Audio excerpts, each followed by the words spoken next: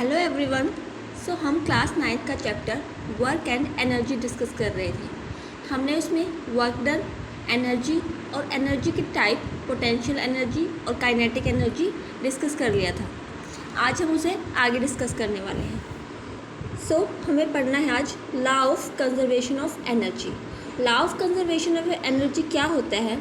ये हमें क्या बताता है कि जो एनर्जी है उसको ना ही तो हम क्रिएट कर सकते हैं और ना ही डिस्ट्रॉय कर सकते हैं। सिर्फ एनर्जी का क्या हो सकता है, ट्रांसफॉर्म हो सकता है एक फॉर्म से दूसरी फॉर्म में। उसी को हम क्या बोलते हैं? Law of conservation of energy बोलते हैं। अब conversion of potential and kinetic energy. जैसे ये कोई ऑब्जेक्ट है, एक हाइट पे एक ऑब्जेक्ट है, उसको हम क्या करते हैं, नीचे फॉल करते हैं। उसकी हमें स्टार्टिंग में पोटेंशियल एनर्जी, काइनेटिक एनर्जी और टोटल एनर्जी बतानी है। ड्यूरिंग द फॉल उसमें जो पोटेंशियल एनर्जी में जो चेंज आया है और काइनेटिक एनर्जी में चेंज आया है वो हमें इसमें डिस्कस करना है। तो मान लीजिए ये ऑब्जेक्ट है एक हाइट पर, तो यहाँ पर इसकी पोटेंशियल एनर्जी क्या होगी? एक हाइट पर पोटेंशियल एनर्जी क्या होती है? mgh। पोटेंशियल एनर्जी का फॉर्मूला क्या होता है? mgh होता है। और यहाँ पर इसकी काइनेटिक एनर्जी क्या होगी? 0 होगी।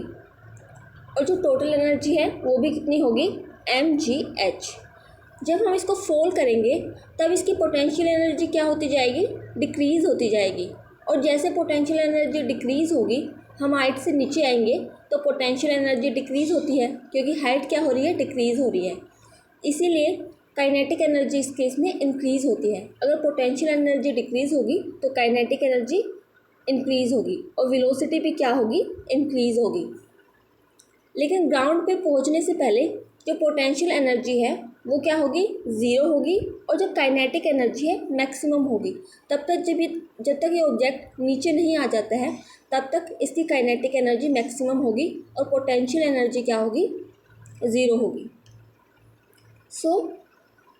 जो टोटल एनर्जी है वो कांस्टेंट रहती है ड्यूरिंग द फॉल, और जो potential energy plus kinetic energy constant रहती है। पोटेंशियल एनर्जी का फॉर्मूला क्या होता है? mgh और काइनेटिक एनर्जी का फॉर्मूला हाफ mv²। इनको हम प्लस करेंगे तो ये किसके इक्वल आएगा? कांस्टेंट रहती हैं। अब कुछ और एग्जांपल हैं कंजर्वेशन ऑफ एनर्जी के। टॉर्च क्या है? ये केमिकल एनर्जी को किस में कन्वर्ट करते हैं? इसमें हम इलेक्ट्रिकल एनर्जी में, और फिर इलेक्ट्रिकल एनर्जी को लाइट और हीट एनर्जी में करते हैं। पेंडुलम में क्या होती है? काइनेटिक एनर्जी को हम पोटेंशियल एनर्जी में कन्वर्ट करते हैं। लाउड स्पीकर में क्या होती है? इलेक्ट्रिकल एनर्जी होती है जिसको हम साउंड एनर्जी में कन्वर्ट करते हैं। माइक्रोफोन में क्या होती है? साउंड एनर्जी होती है जिसे हम इलेक्ट्रिकल एनर्जी में कन्वर्ट करते हैं। जनरेटर जिसको हम हाथ से चलाते हैं उसमें क्या होती है? मैकेनिकल एनर्जी होती है जिसको हम इलेक्ट्रिकल एनर्जी में कन्वर्ट करते हैं। लेकिन जो अब मॉडर्न जनरेटर चल रहे हैं उसमें क्या करते हैं? हम केमिकल एनर्जी को इलेक्ट्रिकल एनर्जी में कन्वर्ट करते हैं। बर्निंग फ्यूल में क्या करते हैं? हम केमिकल एनर्जी को हीट और लाइट एनर्जी में कन्वर्ट करते हैं। जो हमारा बॉडी के अंदर मेटाबॉलिज्म होता है, जैसे हम कोई भी फूड को डाइजेस्ट करते हैं तो उसमें कौन सी प्रोसेस हो रही होती है? उसमें हम केमिकल एनर्जी को थर्मल एनर्जी में कन्वर्ट कर रहे होते हैं। या फिर कोई भी इलेक्ट्रिक बल्ब है, उसमें इलेक्ट्रिकल एनर्जी लाइट और हीट एनर्जी में कन्वर्ट होती है जब हम बल्ब को ऑन करते हैं। हाइड्रो इलेक्ट्रिकल पावर प्लांट में क्या होता है? जो हमारी वाटर की पोटेंशियल एनर्जी है, पहले हम उसे काइनेटिक एनर्जी में कन्वर्ट करते हैं, फिर इलेक्ट्रिकल एनर्जी में कन्वर्ट करते हैं। और जो हमारे इलेक्ट्रिकल हीटर होते हैं उसमें हम इलेक्ट्रिकल एनर्जी को थर्मल एनर्जी में कन्वर्ट करते हैं। ये कई बार एग्ज़ाम में आ जाते हैं कि टॉर्च में कौन सी एनर्जी किस एनर्जी में कन्वर्ट हो रही है, तो आपको इसको याद रखना चाहिए। जो रिजर्वोयर है उसमें क्या होती है? पोटेंशियल एनर्जी काइनेटिक एनर्जी में, फिर मैकेनिकल एनर्जी में, देन इलेक्ट्रिकल एनर्जी में कन्वर्ट होती है। जो हमारे फ़ैन होते हैं उनमें इलेक्ट्रिकल एनर्जी होती है, और जब हम ऑन करते हैं फ़ैन को तो वो किस में कन्वर्ट हो जाती है? काइनेटिक एनर्जी में हो जाती है। जो थर्मल पावर प्लांट होते हैं हम, उसमें जो कोयला होता है उसकी एनर्जी, उसके पास केमिकल एनर्जी होती है। फिर हम उसको थर्मल एनर्जी में, देन काइनेटिक एनर्जी में और फिर इलेक्ट्रिकल एनर्जी में कन्वर्ट करते हैं। यहाँ पे जैसे एक एग्जांपल दे रखा है पेंडुलम का। पेंडुलम में क्या होती है, जैसे इसकी मेन पोजीशन है पेंडुलम की, जैसे ये हाइट पे जाएगा, जितनी हाइट पे जाएगा उतनी यहाँ पर इसकी पोटेंशियल एनर्जी होती जाएगी। जैसे नीचे आता जाएगा तो यहाँ पर इसकी काइनेटिक एनर्जी आती जाएगी। ऐसे ही अगर ये इस साइड जा रहा है तो फिर से इसकी पोटेंशियल एनर्जी बढ़ेगी, और जैसे ये नीचे आएगा तो इसकी काइनेटिक एनर्जी बढ़ेगी।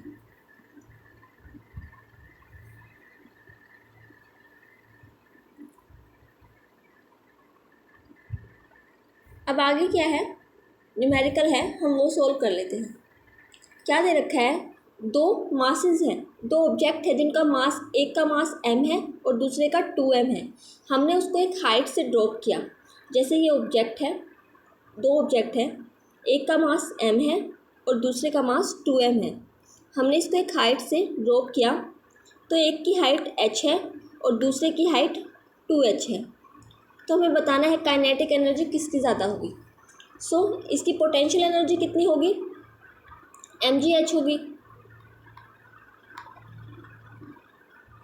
और इस वाले की पोटेंशियल एनर्जी क्या होगी, mg और 2h।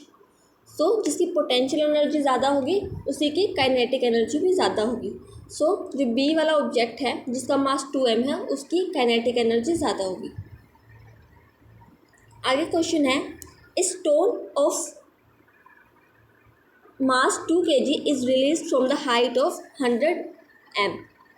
हमें इसकी काइनेटिक एनर्जी, पोटेंशियल एनर्जी और टोटल एनर्जी कैलकुलेट करनी है। सो हम कैसे कैलकुलेट करेंगे,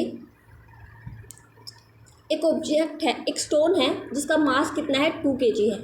हमने उसको एक हाइट से फोल्ड करवाया नीचे की तरफ, तो हमें उसकी हाइट कितनी थी, 100 मीटर थी। तो हमें उसकी काइनेटिक एनर्जी, पोटेंशियल एनर्जी और टोटल एनर्जी क्या करनी है, कैलकुलेट करनी है हाफ वे में, मतलब आधे रास्ते में कैलकुलेट करनी है। तो हम कैलकुलेट कर लेंगे, जैसे ये 50 हो जाएगा, 50 मीटर, इतना भी 50 मीटर, और जो ऑब्जेक्ट का मास था वो कितना है 2 kg है। सो पोटेंशियल एनर्जी क्या होगी इसकी, mgh, पोटेंशियल एनर्जी mgh। मास कितना दे रखा है 2 किलोग्राम, ग्रेविटी क्या होता है 10 और हाइट कितनी है 50। पोटेंशियल एनर्जी हम यहाँ तक हाफ वे की करनी है ना मेजर, तो हम 50 लेंगे, तो कितना आ जाएगा हमारा आंसर 1000 आ जाएगा। अब हम टोटल एनर्जी कैलकुलेट कर लेते हैं। टोटल एनर्जी में क्या लेंगे हम, मास 2 ही लेंगे, ग्रेविटी 10 लेंगे, mgh का फॉर्मूला ही लगाएंगे, और जो हाइट लेंगे वो 100 लेंगे, क्योंकि हमें टोटल कैलकुलेट करनी है ना। तो कितना आ जाएगा हमारा 2000 आ जाएगा। अब हम काइनेटिक एनर्जी कैसे निकाल सकते हैं, टोटल एनर्जी में से अगर हम पोटेंशियल एनर्जी को माइनस कर दें तो हमारी क्या आ जाएगी, kinetic energy. So kinetic energy, total energy में से अगर हम पोटेंशियल एनर्जी को माइनस कर दें सो हमारी काइनेटिक एनर्जी आ जाएगी। तो 2000 में से अगर हम 1000 को माइनस कर दें सो कितना आ जाएगा हमारा, काइनेटिक एनर्जी 1000 आ जाएगी। सो ये आप ऐसे कैलकुलेट कर सकते हैं। अब जो नेक्स्ट टॉपिक है हमारा वो है पावर। पावर क्या होता है, किसी भी काम को करने के लिए अगर हमने कोई भी काम किया, हम उस काम को कितने कम टाइम में कर पा रहे हैं, वो हमारी क्या है, पावर है। जैसे कोई स्टूडेंट है, वो पेपर के टाइम 2-3 दिन बढ़ के अच्छे मार्क्स ले रहा है, लेकिन कोई दूसरा स्टूडेंट है जो पूरा साल पढ़ने के बाद भी अच्छे मार्क्स नहीं ले पा रहा है। तो पावर किसकी ज़्यादा मानी जाएगी इसमें, जिसने कम टाइम में पढ़कर भी अच्छे मार्क्स गेन करे हैं। सो पावर भी वही होती है, अगर हम किसी भी काम को करते हैं तो हमने कितने कम टाइम में वो काम किया, उसी को हम क्या बोलते हैं, उसकी पावर बोलते हैं। तो power is defined as the rate of doing work. So power की यूनिट क्या होती है, वोट होती है, और इसका फॉर्मूला क्या होता है, work done divide by time. Work done को हम W से डिनोट करेंगे और टाइम को हम T से डिनोट करेंगे।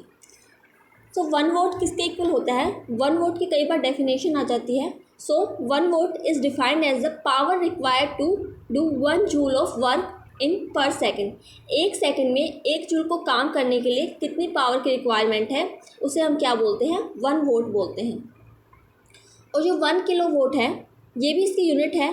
1 किलो वोट क्या होता है, 1 kilo watt is equal to 1000 watt होता है।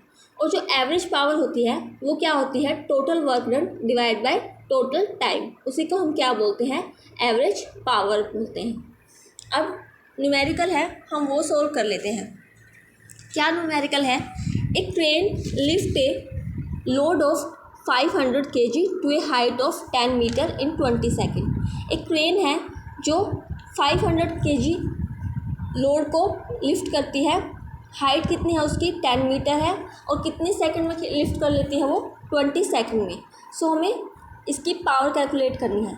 तो पावर के लिए हमें फॉर्मूला क्या है, वर्क डन बाय टाइम। तो पहले हमारे पास वर्क डन होना चाहिए, तो वर्क डन हम कैसे निकालते हैं, mgh।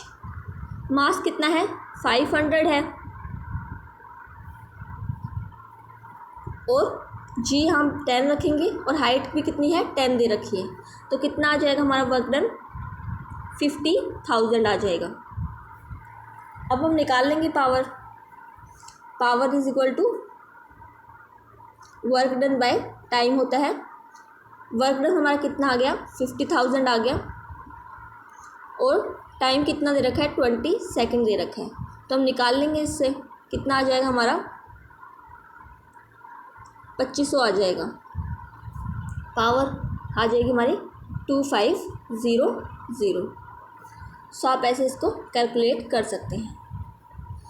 आगे क्या न्यूमेरिकल है, ए lamp consume 1000 joule of electrical energy in 10 second, what is it's power. एक लैम्प है जो कितनी इलेक्ट्रिसिटी एनर्जी को कंज्यूम करता है, 1000 जूल को इन 10 सेकेंड। सो हमें पावर कैलकुलेट करनी है। तो पावर हम कर लेंगे कैलकुलेट, क्या फॉर्मूला होता है, work done divide by time. Work done की यूनिट किस में होती है, जूल में होती है, तो ये हमें क्या दे रखा है, वर्क डन दे रखा है। तो हम पुट कर देंगे फॉर्मूले में 1000 10 सेकेंड, तो कितना आ जाएगा हमारी पावर, 100 वोट आ जाएगी। सो हमारा वर्क एंड एनर्जी चैप्टर है वो भी कंप्लीट हो गया है। अगर आपको कोई भी डाउट हो तो आप कमेंट सेक्शन में पूछ सकते हैं, और अगर आपको मेरी वीडियो पसंद आई हो तो please like share and subscribe my channel. Thank you.